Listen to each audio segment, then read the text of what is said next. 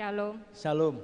Saya mau bersaksi Papi bahwa anak-anak Tuhan yang memiliki kesatuan roh, kesatuan hati itu sangat luar biasa dan indah dan benar-benar bisa saling melengkapi. Namun terlebih dulu saya mau minta izin kepada suami dari Ibu Lestari karena ini ada hubungannya dengan Iya, saya minta izin. Terima kasih. Baik, dulu saya pernah bersaksi ya waktu di Megaldi waktu itu tentang ini mau kesaksian yang kedua, koma yang kedua. Oke. Bu Lestari kan sempat nanti yang tentang gereja ini bisa disaksikan boleh juga. Oh gitu. Ya, enggak apa-apa. Oh, enggak ya, apa-apa. supaya nanti panjang, Pi. Ya, nanti khotbah saya potong 2 menit. Baik. Tuhan Yesus itu dahsyat, luar biasa. Dari sejak pertama Ibu Lestari itu mengalami koma. Bapak Ibu, Ibu Lestari ini sekarang istri Pak Yudi. Itu sekarang ada di Taiwan, Bapak Ibu, dan tidak tahu sekarang sudah keluar dari rumah sakit atau masih hidup? Sudah sangat sehat, luar biasa, seperti tidak sakit. Haleluya, haleluya. Padahal sebelumnya divonis dulu tumor di kandungan. Ya, terus kena COVID, koma. Tapi terus setelah itu lolos dari itu ya, koma 3 hari terus bangun, terus tetap dilakukan operasi tumor dan kondisinya sehat. Luar biasa Tuhan. Tapi coba saksikan. Baik. Tapi setelah beberapa minggu kemudian, sebentar. Jadi Tuhan memberi hikmat sama saya karena saya sendiri agak kaget dengan kondisi Bu Lestari ya. Kenapa Tuhan kok bisa koma? Tapi Tuhan kasih hikmat saya bahwa Tuhan punya rencana dan rencana itu baik, luar biasa. Setelah dia keluar dari rumah sakit yang pertama, setelah beberapa minggu itu Tuhan izinkan dia mengalami koma lagi yang kedua. Dia muntah-muntah sampai tidak bisa berhenti, lalu dilarikan lagi ke rumah sakit, di rumah sakit Kristen ya, Sinlow Medical Foundation itu. Lalu di sana sempat muntah darah, lalu dokter spesialis otaknya itu melihat bahwa itu ada pecah pembuluh darah di otak. Jadi ada pecah pembuluh darah, jadi muntah sampai banyak sekali darahnya, sampai akhirnya berhenti terus dia koma. Saat itu semua dokter langsung bersujud di hadapan Tuhan karena kondisinya kemarin itu sudah baik, sudah sehat, sudah pulang kok gitu. Kok kenapa ada seperti ini lagi? Mereka meminta petunjuk kepada Tuhan. Lalu dokter spesialis otak itu ngecek lagi sampai 2 kali dan pembuluh darah yang pecah itu kembali normal. Haleluya. Tidak pecah lagi. Bapak Ibu, kebiasaan dokter di sana berbeda dengan di Indonesia ya. Dokter-dokter di sana itu mereka bersujud Bapak Ibu, memuji menyembah Tuhan. Jadi ini luar biasa. Mereka mengutamakan Tuhan terlebih dahulu, baru melakukan keahlian mereka masing-masing. Luar biasa. Nah setelah itu tidak ada pembuluh darah yang pecah tadi, sudah sembuh, itu langsung normal. Lalu mereka tanya sama Tuhan, Tuhan ini kenapa kondisi Ibu Lestari itu normal tetapi dia koma, karena semuanya baik-baik saja. Itu kalau di Indonesia tanya Tuhan, tidak melakukan tindakan medis, itu bisa kena hukum itu. Seperti itu. Tapi ya kemudian akhirnya, apa pada waktu dia tanya setelah itu ada salah satu dokter dengar suara Tuhan, jadi memberitahukan pada saat itu, terus ngasih tahu ke saya pada tanggal 2 November, memberitahu kepada saya bahwa Tuhan berkata sama salah satu dokter itu bahwa ini Lestari aku pinjam dulu, mau aku ajak jalan-jalan. Nanti kalau tanggal 15 November pukul 1 aku akan kembalikan. Dan yang dikasih tahu saya saja. Saya enggak kasih tahu Pak Jatmiko, saya enggak kasih tahu sama siapapun, saya enggak kasih tahu, termasuk Papi juga saya enggak kasih tahu karena sudah dipesan untuk tidak kasih tahu siapa-siapa sampai Tuhan menggenapi semuanya. Jadi itu saya simpan. Lalu kami dari tim KMK pun juga mendukung doa untuk Bu Lestari. Dari sini maksudnya diajak jalan-jalan itu yang ngajak jalan-jalan Tuhan Bapak Ibu. Iya, jadi biar koma karena ini aku mau ajak jalan-jalan, nanti tanggal 15 aku kembalikan lagi. Betul. Jam 1 ya? Jam 1 ya, kurang lebih 1. Yang terjadi gimana?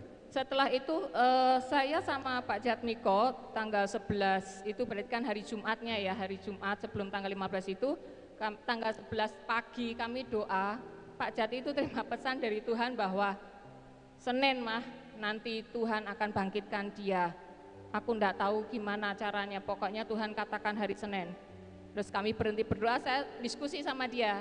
Saya sebentar Pak, terpaksa ini saya ngomong. Karena begini, dokter di sana katakan tanggal 15 kurang lebih jam 1. Kamu bilang hari Senin itu tanggal 14. Saya berpikir lalu saya konfirmasi ke dokter mereka, dokternya Mbak Bu Lestari, saya tanya, sebentar ini tanggal 15 jam 1 itu dini hari atau jam 1 siang? Mereka katakan dini hari, berarti benar. Karena apa? Ada perbedaan waktu 1 jam, di sana lebih cepat, di sini lebih lambat 1 jam. Kalau saya pikir-pikir, kalau jam 1 dini hari, otomatis di sana sudah tanggal 15, kalau di sini kan 12, kurang itu masih hari Senin. Oh berarti itu udah benar. Dan benar pada hari Senin malam itu sekitar kurang lebih jam 10 saya dikontak dengan pihak rumah sakit sana untuk dokter sana untuk kita dukung doa karena ada dokter disuruh sama Tuhan untuk melepas semua peralatan di mesin peralatan medis ya. Peralatan medis di tubuhnya dalam kondisi Bu Lestari masih koma. Jadi kan kalau secara medis kan kalau dilepas otomatis sudah ya. Tapi dokter taat. Setelah semua alat-alat medis itu dilepas, dokter memberikan minyak urapan, Papi. Itu Bapak Ibu, itu dokter karismatik itu Bapak Ibu. Jadi lanjutkan.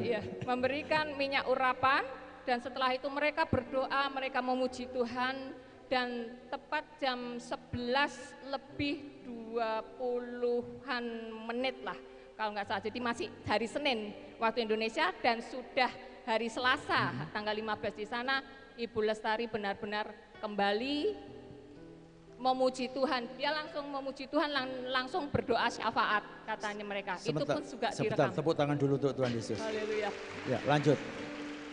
Jadi saya dikasih rekamannya, saya dikirimin. Jadi apa pesannya apa? Pesannya ketika diajak jalan-jalan Tuhan, omong pesan apa saja Tuhan kepada Bu Lestari? Itu kan masih jam 12:30 dini hari, saya belum bisa kontak Papi. Okay. Tapi setelah beberapa jam kemudian otomatis kan hari Selasa, ternyata tanggal 15 November itu adalah hari ulang tahun dari Ibu Lestari. Oh, begitu. Lalu sekitar jam 6 pagi itu puji Tuhan pihak sana mengizinkan kami termasuk keluarga ya untuk video call.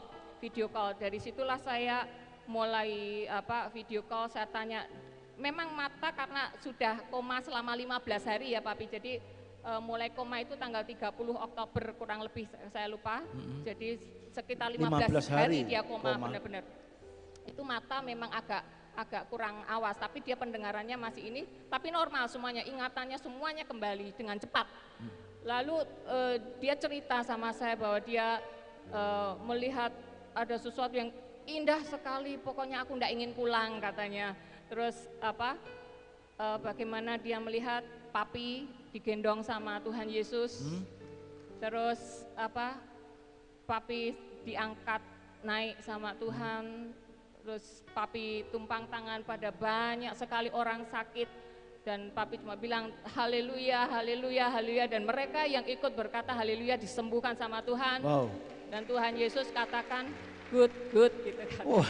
Seperti itu. Tuhan Yesus bahasa Inggris ya, good ya. Memang itu, ya. Haleluya tuh hanya di surga kata-kata haleluya, amin, itu ya, memang begitu. Dia bersaksi seperti itu. Jadi di sana luar itu biasa, pujian, ya? Banyak sekali puji-pujian katanya. Nanti suatu saat mungkin bisa bersaksi sendiri ya. Ini cuma dari yang pernah saya ingat. Jadi sana hanya ada pujian-pujian, benar-benar pujian haleluya, haleluya seperti itu. Dan juga dia melihat gerejanya Papi besar loh katanya. Jadi mungkin di alam jadi dia sudah dikasih suatu gambaran vision ya, semacam vision sudah ke depan gitu, bahwa gereja itu sudah berdiri besar katanya. Dan dia katakan begini, ini gereja itu yang bangun Tuhan Yesus, bukan orang. seperti Bukan itu. manusia ya. Bukan manusia. Tapi yang bangun Tuhan Yesus. Seperti itu. Dan masih banyak lagi Papi, malamnya pun dia video callan lagi sama saya menceritakan tentang surga. Itu yang ngomong yang bangun Tuhan Yesus bukan manusia, itu dia dengar dari Tuhan atau ya, ada sesuatu yang dia terima? Itu yang dia terima. Itu yang dia terima, seperti itu. Lalu malamnya dia video callan lagi sama saya bersaksi tentang bagaimana dia diperlihatkan tentang neraka, Papi. Jadi tapi dia masih trauma ya, jadi hanya bisa menceritakan tiga kejadian yang ada di neraka. Dia tidak kuat kan, begitu dia ingat yang traumatis itu langsung pusing, sakit sekali, bahkan sempat nanti kan takutnya kan ngedrop lagi. Jadi saya udah nanti kalau kamu sudah siap saja kamu boleh bersaksi, saya katakan seperti itu. Dan itu kan hari Selasa, Papi. Hari Rabunya pagi-pagi kan kalau di rumah sakit sana kan setiap pagi selalu ada diadakan doa dan pujian ya. Itu Ibu Lestari diajak bangun jalan-jalan di seluruh rumah sakit itu, tumpang tangan mendoakan 110 bangsal berputar bersama para dokter. Hanya itu yang, dan inilah yang membuat saya luar biasanya Tuhan. Kalau anak-anak Tuhan ya kita punya. Ada pesan apa tentang Tuhan, tentang kita semua ini, tentang bersatu apa tadi mau katakan apa di awal tadi? Untuk supaya apa? Persatuan apa tadi? Kesatuan hati. Di awal tadi dikatakan apa itu? Kesatuan hati. Maksudnya? Dalam kesatuan roh. Jadi tidak apa-apa. Ya apa-apa.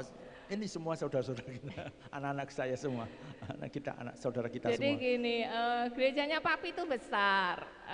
Pokoknya di dalam gereja itu harus ada kesatuan hati, ada totalitas, ada kerendahan hati, tidak boleh ada iri hati, tidak boleh ada persaingan, tidak boleh ada hal-hal yang Tuhan tidak suka.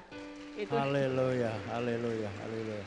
Ya kita mau tangkap itu ya, kita mau lakukan itu ya, supaya gereja kita benar-benar bisa berdiri ya, dan sesuai dengan nubuatan vision yang dilihat oleh Bu Lestari pada waktu di surga. Itu luar biasa tuh, visionnya di sana bukan di sini, terimanya di sana, itu luar biasa. Terima kasih kesaksian.